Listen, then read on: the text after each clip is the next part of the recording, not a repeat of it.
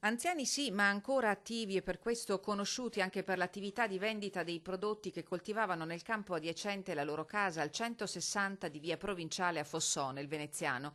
In paese c'è commozione per la tragica fine di Antonietta e Antonio Terrin, morti nell'incendio che ha distrutto la loro abitazione e che con molta probabilità è partito dalla stufa a legna. Il sindaco di Fossò così ricorda Antonio Terrin. Lui, sebbene anziano, aiutava il figlio nella gestione dell'azienda e poi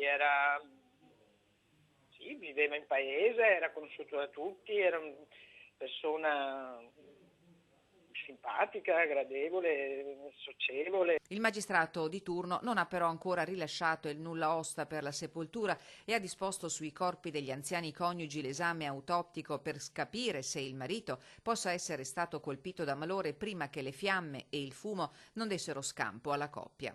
Ieri i vigili del fuoco hanno lavorato per quasi tutta la giornata per spegnere i focolai ancora attivi nell'abitazione, mentre i carabinieri hanno raccolto tutti gli elementi utili per chiarire l'esatta dinamica del tragico evento.